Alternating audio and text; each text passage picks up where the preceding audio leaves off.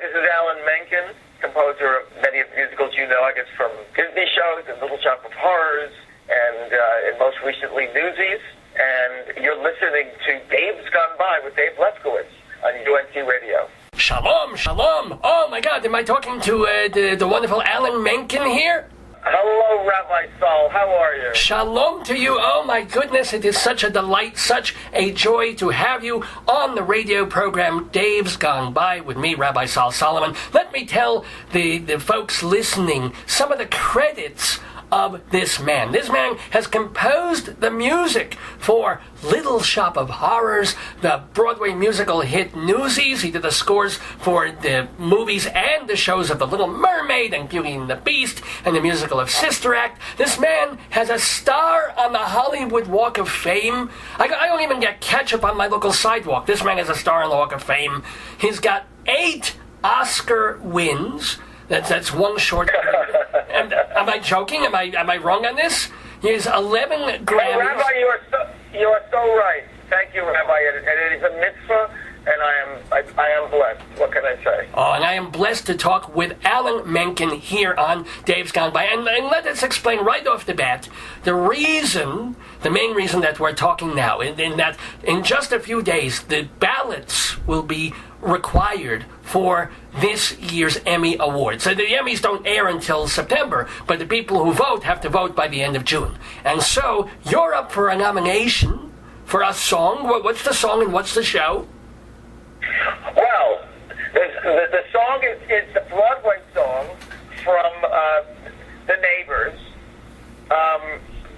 It's a long title, just the kind of thing you might hear on Broadway. Uh-huh. I should give you the exact... We have a very long title. Isn't it called Sing Like a Larry Bird? That's not a very long title. Well, Sing Like a Larry Bird is the name of the episode. And and it's the song that I wrote with Glenn Slater, with whom I wrote the Sister Act, and also he wrote all the new songs for Little Mermaid with me, and he wrote Tangled with me. And we got to re-team with our old collaborator, Dan Fogelman, who is the creator of this wonderfully hilarious new series called The Neighbors. Okay. You see? And he asked if we would write a song, because this is the song for the episode where the neighbors discover Broadway shows. And, of course, I don't know if people understand the premise, but the premise is the neighbors, in this case, actually are aliens who have come to this planet, and nobody knows they are aliens except for this family who's moved into this condominium community, which seems ideal, except that they're surrounded by this charming but clueless group of aliens. And they want to learn about all the things that we know, in our world. And one of those is being a Broadway show. So they go to see a Broadway show and come back and make up their own production number. Oh. Yes. So you wrote a song to play, to be in that production number, a spoofy sort of Broadway-style song that has a very, very long title that I don't have in front of me that you can't remember, but I'm sure it's hilarious. Well, we're going to... It's so embarrassing that I actually am not giving you the title of the song. Wait a second. I hope the Vogers know the title of the song. That would be a problem right there. That would be a problem. Just the kind of thing you might... Wait a second. Let me. Rabbi, give me 1 second. I'll even give you 2 seconds, but only because you're Jewish. Well, we don't want to discriminate against non-Jews, but wait a second. Oh, I do all the time. Achat, I'm heading towards Stein. No. Achat and a half here. Achat and 3/4. I just call it the Alien Broadway song, so wait a second. Anyway, the title is... oh God! That's a good title. Oh God, that would be a good movie too. It is the song by Alan Menken from The Neighbors. The song by Alan Menken of now we're extrapolating on all this specifically because if you happen to win this Emmy in September, if you get this award for this song that you don't seem to know what it is, what happens? Why is that important? Well, if I win an Emmy, okay, here we go. The thing you might see on Broadway. Thank you. It's called The Kind of Thing You Might See on Broadway. That's not a long title. That's a perfectly normal title. The kind of thing you might say, all right, very good. Okay, so why is this Emmy important, Alan Menken? Well, if I win this particular Emmy, then I will be officially what's called an EGOT. An EGOT is someone who has won an Oscar and a Grammy and a Tony and an Emmy. Wow, that's right. So in other words, you've already got the GOT. You got the Grammy, you got the Oscar, you got the GOT. You need the E to get the EGOT. Now there have been only 2 composers in history who have scored this quadrifecta thing. And you know, of course, I'm sure who. Really? Well, oh yeah. Well, it isn't a press release. Take a guess. Which 2 do you know of? Well, no, Marvin Hamlish and Mel Brooks. Mel Brooks. No, it's. Although, Mel, but of course, Mel doesn't have a lot of his don't come as a composer, so I guess Mel doesn't count. No. You got the Marvin Hamlish right. That was very good. He has the EGOT. Who else? Think. Richard Rodgers. Very good.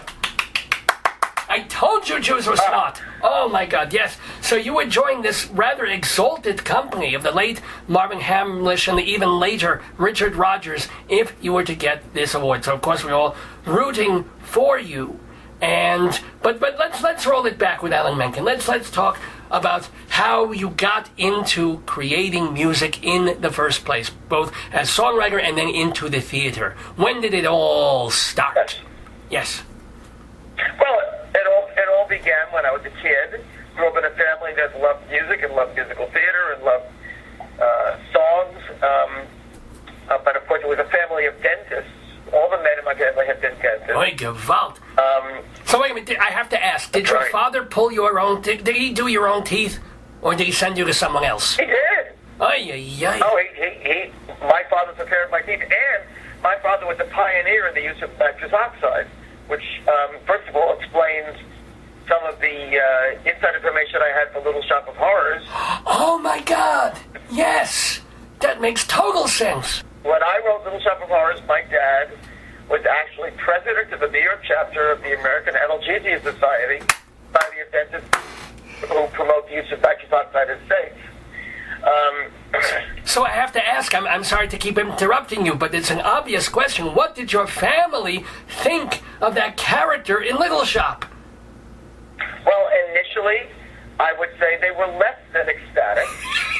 But when the show became successful, they changed their tune, and my dad actually, I don't know, with the slides that we used of Seymour, this could happen to you, when you look at the teeth. That was my father's patience.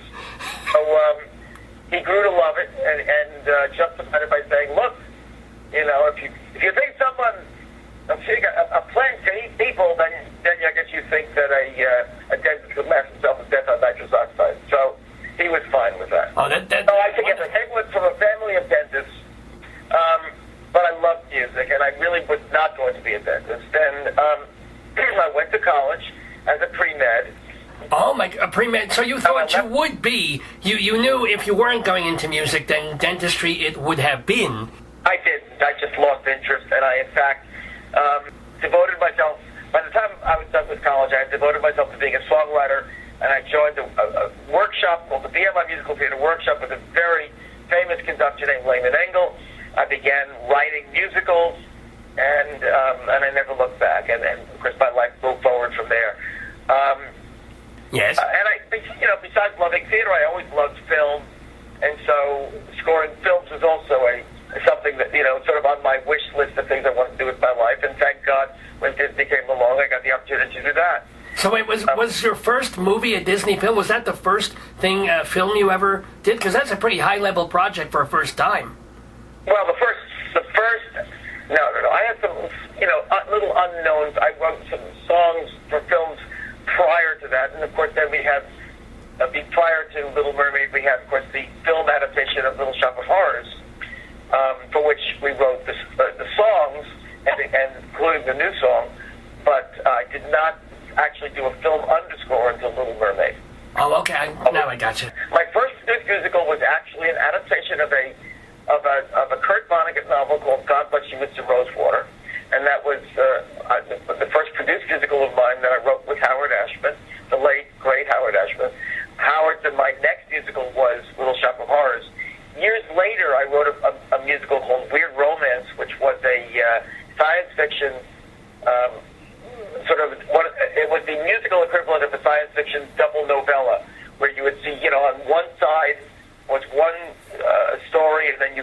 took over, and it was another story.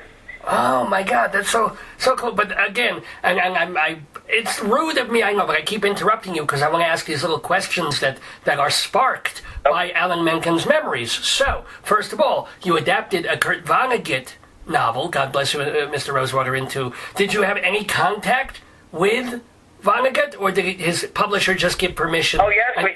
What? Oh, no.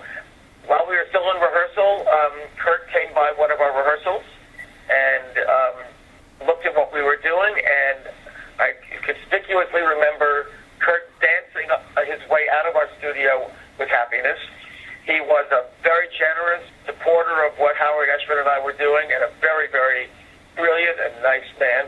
And in fact, his daughter, Edie, became one of our producers. Oh, that's wonderful. Kurt became a very important person in our lives. Oh my gosh. Now also, Howard Ashman, tremendously important person in your life. Was he at the workshop too? At BMI? Oh, of course. No, Howard was not actually in the workshop, although the people in the workshop, including Lehman Engel, were very instrumental in putting us together. Because Lehman Engel was on the board of advisors of Howard's theater, which is called the WVA Theater. Right. And Howard and I did develop Little Shop of Horrors through the workshop. So, in a sense, Howard did become kind of through me, a temporary member of the workshops. Now, what was special? Because now you have worked with a lot of other folks, but for a period of time, Howard Ashman and you were, a collaborating couple, as it were. Yes. Right. So what was it that made you specifically click together? Well, Howard was, to be honest, the greatest musical theater talent of our generation. And his death was a terrible tragedy. Howard was a brilliant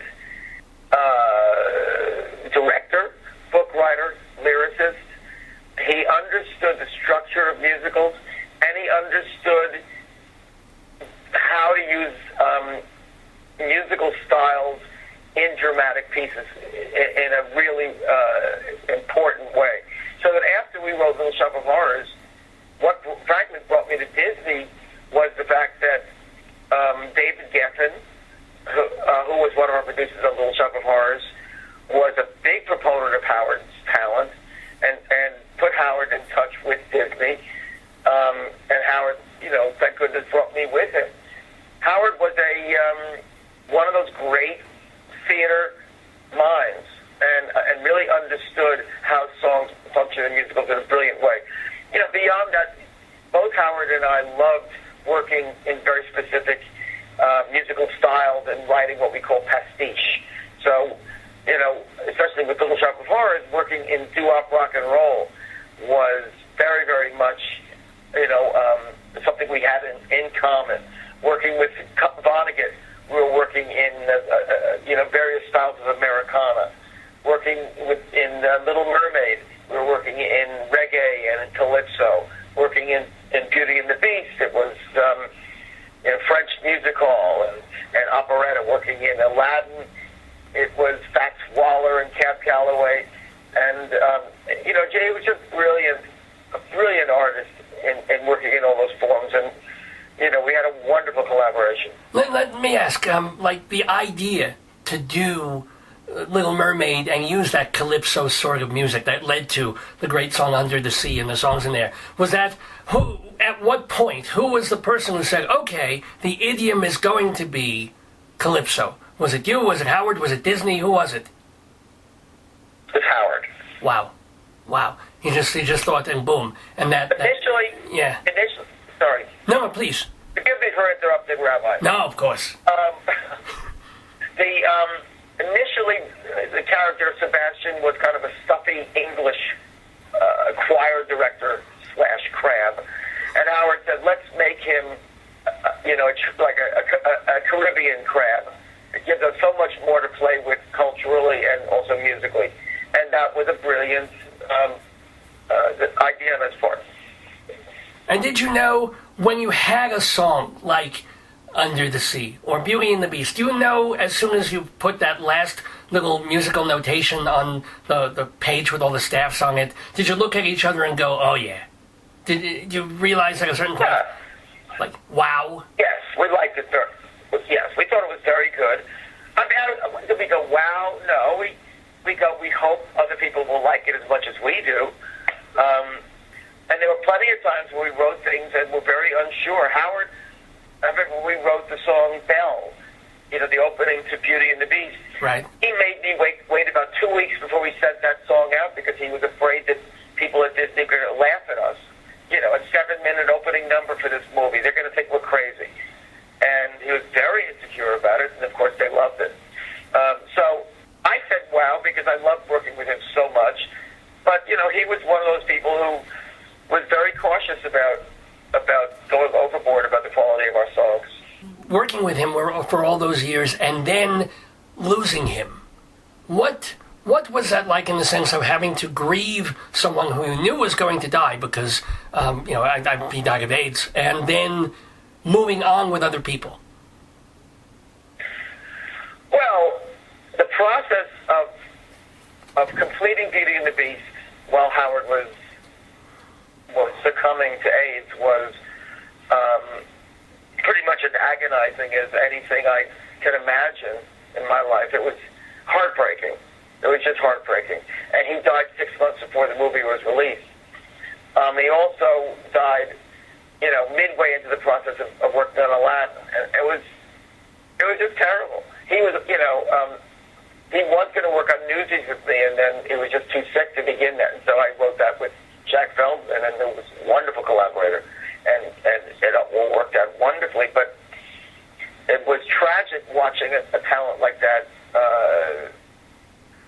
lose one by one, lose his faculties and his abilities, and then die. It's a terrible disease, and it had a terrible stigma also. And I will say that the Walt Disney Company was fantastic about supporting Howard and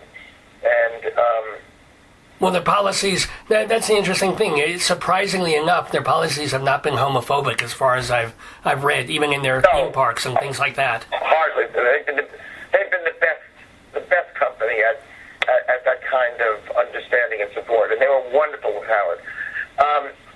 So that was tough.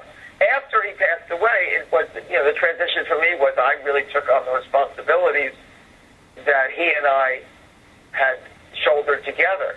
And that was a big growth experience for me. And I think I handled it well. And, when Tim Rice became my collaborator to finish up Aladdin, and then Stephen Schwartz became my collaborator to work on Pocahontas and Hunchback of Notre Dame, and then David Zippel and Jack Feldman, et cetera, et cetera. All right. Now, you're just rattling off these unbelievable names here. So why not give us a little bit of a little sense of these people, like what they are like to work with, maybe a funny anecdote, maybe what makes them special and particular and unique in what they do. For example, Tim Rice. What was he like? Well, Tim Rice is the collaborator who's the most removed from me as far as culture and temperament. Tim is English. He's a knight. Oh my gosh! I'm not even an afternoon. Oh my God! Yes, I'm sorry. Continue. Rabbi. He is not Type A person at all. He's got a very healthy attitude about life. A delightful, funny, wonderful man. And much of our work was done, remotely with him in England and me in New York, although we would fly over to work with each other. Then there's, Stephen Schwartz. Uh-huh. Stephen was very much like Howard Ashman, but Stephen, of course, also is a composer, as I am, so I had concerns about that, but he was the most accommodating, and he really was simply as supportive as a lyricist and very, very much a fan of my work as a composer. So we've had and continue to have a wonderful friendship and collaboration. David Zippel, what a clever man. One of the things about David Zippel is he's just so fertile, such a fertile imagination in terms of wordplay and in terms of stylistically evoking the ability, the quality of like a Cole Porter. Just a very, very good brilliant lyricist. Jack Feldman is someone I've known. I knew him back from the days of the BMI workshop. Also, he and I were both composer lyricists. So in our collaboration, again, it's very fluid. We get in the room together and just work together. Very easygoing, very nice man. Lynn Ahrens. Oh, yes. Who's, Lynn is known as the lyricist side of the Ahrens and Flaherty collaboration, and they've done so many shows like Ragtime and Physical and Anastasia, etc. She and I wrote A Christmas Carol together. Right. And again, have a wonderful relationship and worked with Mike Cochran and Susan Stroman on that. And then there's Glenn Slater, with whom I wrote Sister Act and Home on the Range and Tangled. So I'm sure forgetting some. David Spencer, with whom I wrote Weird Romance and The Apprenticeship with Judy Kravitz.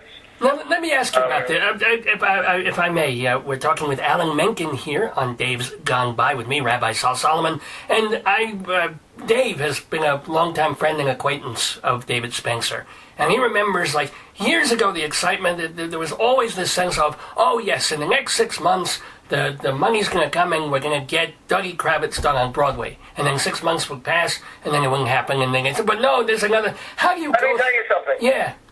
Let me tell you something. In the next 6 months, the money's going to come, and we're going to do Dougie Kravitz. There you go.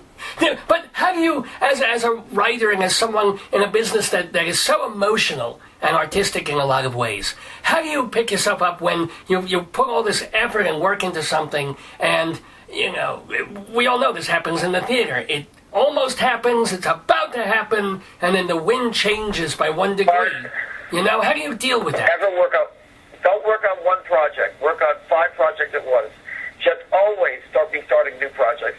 Don't ever allow yourself to put all your eggs in one basket. Ever, ever, ever. This is something we learned from Lehman Engel. And, you hope that something will happen, but don't ever count on one thing happening.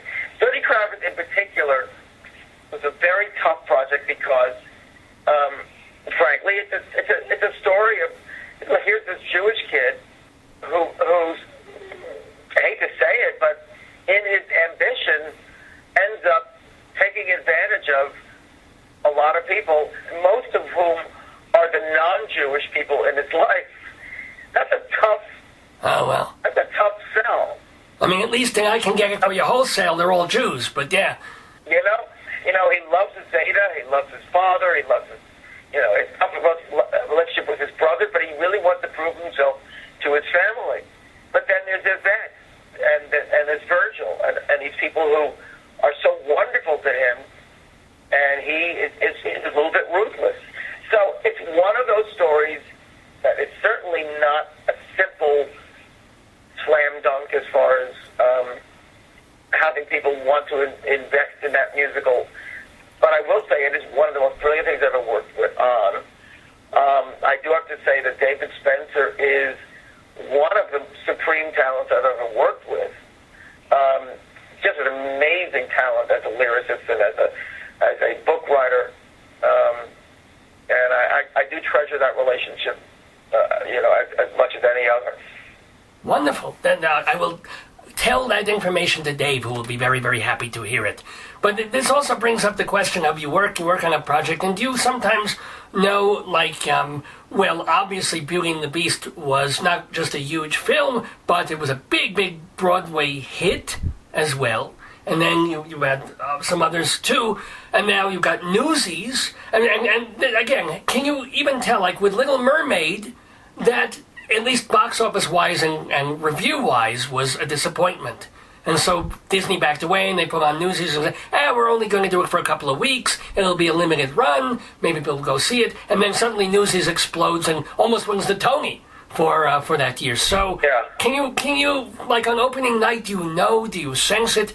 Or is it not until the reviews come out or a week later? When do you know? Well, there's so many levels of success. There's artistic success, there's box office success. Truth is, right now, the musical of Little Mermaid is an enormous success worldwide. It's enormous.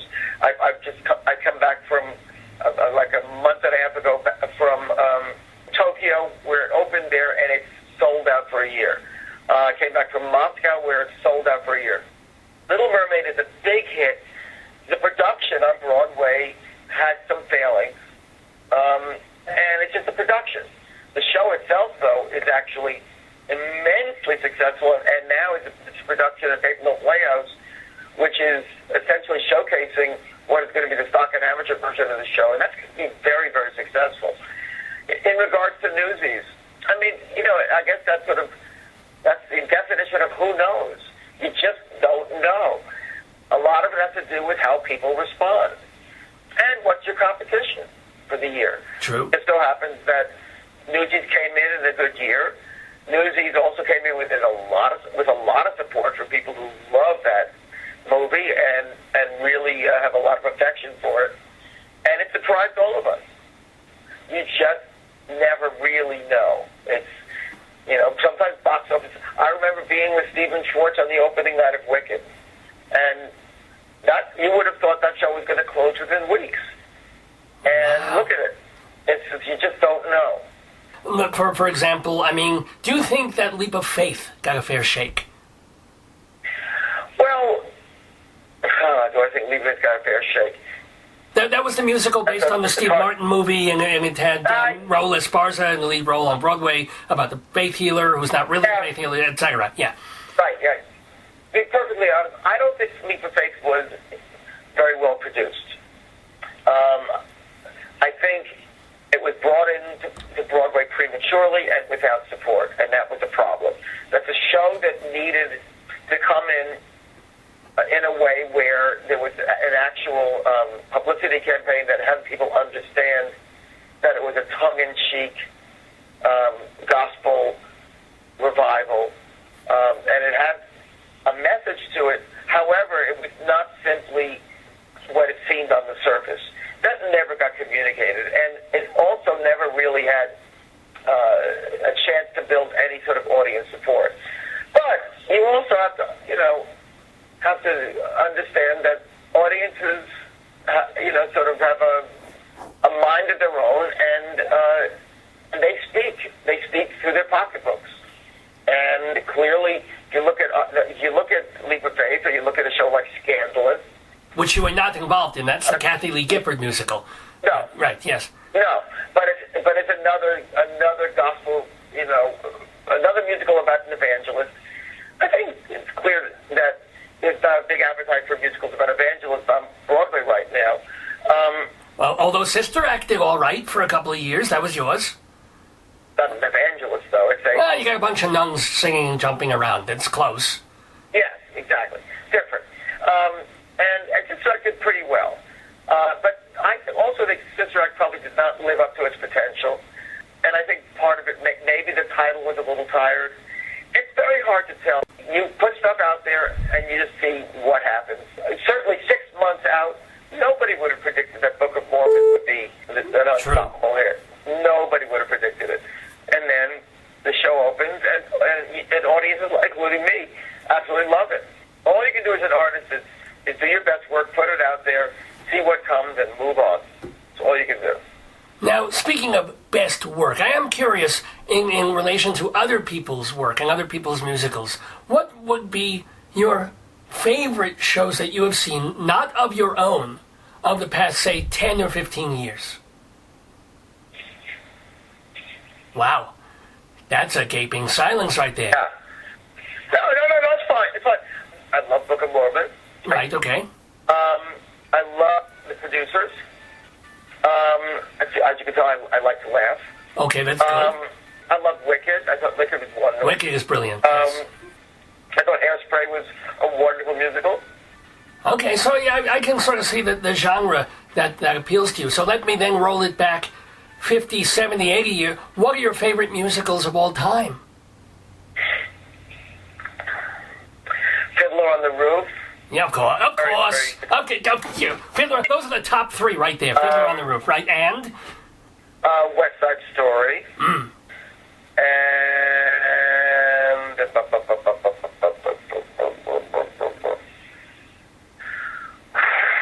My Fair Lady. Okay, so the basic ones. Sweeney Todd. Into the Woods.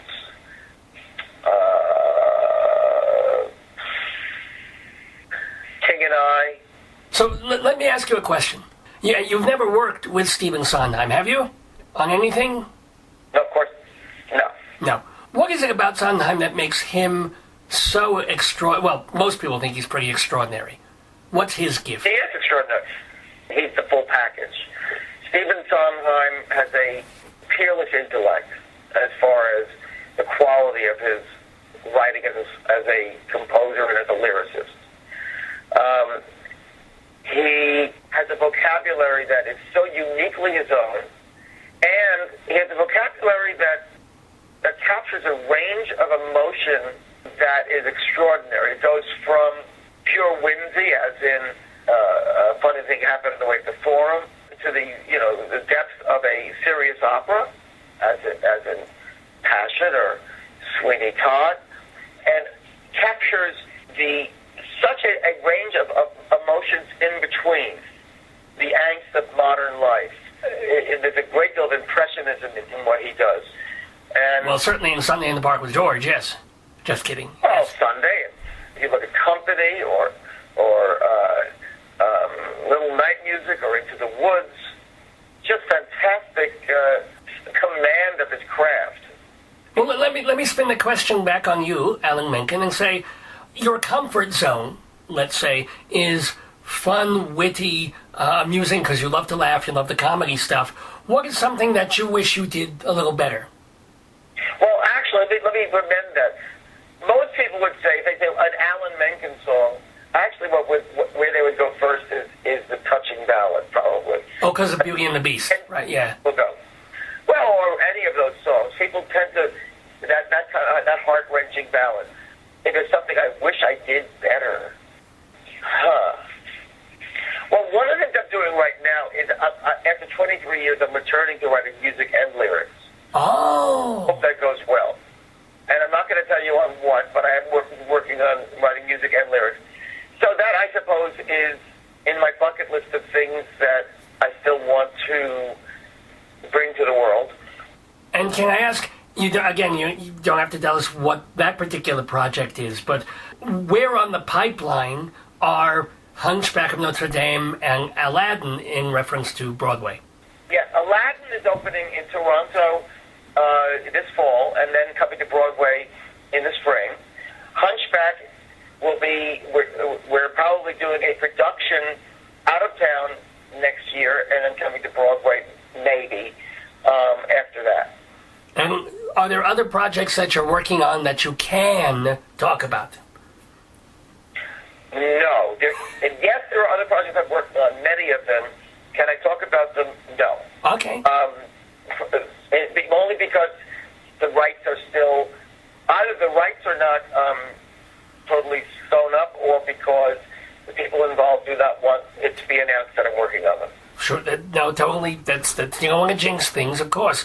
Can I ask, in the writing process, and maybe it varies from collaborator to collaborator, but the old question, chicken or the egg, is it the music first, the lyrics first, the idea for the song, and then you work on the music and lyrics together with the person? What's the order, the sequencing?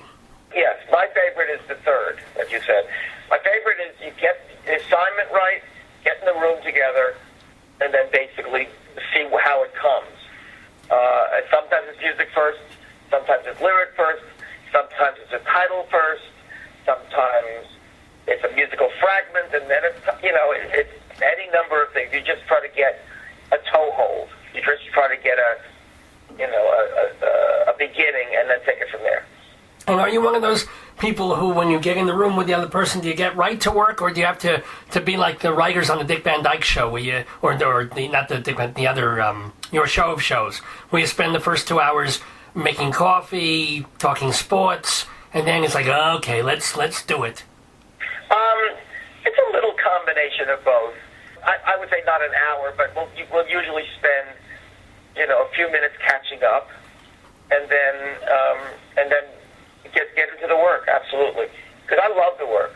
If I didn't love it, then I guess I would kill time. But I love seeing, what are we going to create? What's going to happen in this room?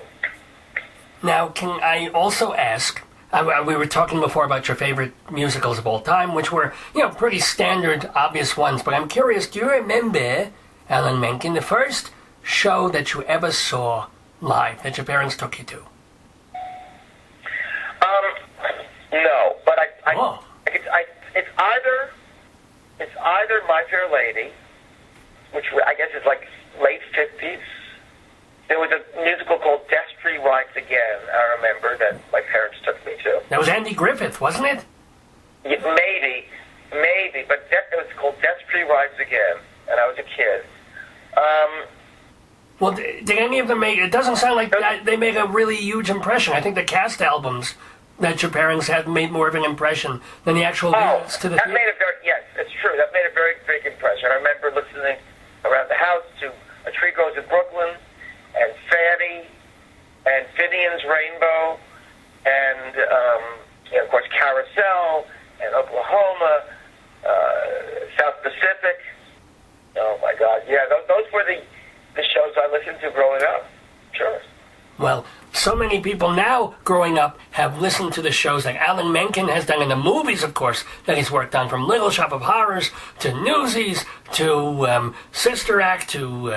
and also the TV work now that he's doing. We have to remind people again, if any Emmy voters happen to be listening to this program, he's one short of an EGOT. So you've got to go and get the Jewish, it sounds like a musical, long title song from Neighbors. And actually, now I finally remember the title. It's more or less the kind of thing you might see on Broadway. Oh, it is a long title. More or less the kind of thing you might see on Broadway. And of course, it is wonderful to see and hear so much music from Alan Menken. Last two quick questions for you. First of all, I got to wish you a major, major mazel tov, because aside from all these awards that you've got, the Grammys, the Tonys, blah, blah, blah, you fairly recently celebrated, what, your 40th anniversary? Oh, yes, my wife and I are married. Actually, yes, over 40 years now. Mit mazel, give us some advice. How do you keep a marriage going for 4 decades? You gotta love her. You love her a lot. Well, yeah, okay, that's pretty good. That's a lyric right there. I'll bet you're going to put that in a lyric one day. That'll be the tagline of, like, the last verse. You gotta love her a lot. I'm telling you, I just gave you an idea right there. And final question... I love it, thank you. for Alan Menken is, how involved, if at all, are you with Judaism? I figure I'd throw that one in there. Oh, that's a good question. I'm involved with, I'll go on the High Holy Days. To Good. Occasionally, I'll do benefits to support my synagogue and help them raise money. I am not a regular attender of synagogue. I am reformed in the extreme. Okay. But I am very, very clearly, culturally and ethically a Jew. Well, of course you are. You work on Broadway. What else could you possibly be? But am I very observant? No. However, I did take some time, a while ago, to sit down with a rabbi and actually begin to learn Hebrew, or to refresh my memory on my Hebrew. It does mean something to me, and I'm very proud of my Jewish heritage. Very, very proud of it. And we are very proud to have Alan Menken as one of us, ladies and gentlemen, one of the tribe. It is a pleasure to have this man who wrote so many wonderful songs and musicals and is still continuing to write and to create and to do new things, which is what it's all about. Alan Menken, it has been a joy and a delight having you in the neighborhood. Do you have any questions for me, or are we good? We are so good. Thank you for your time, and thank you for talking to me. It's a pleasure to talk to you. Blessings to you, Alan Menken. Thank you so much. Shalom. Bye-bye.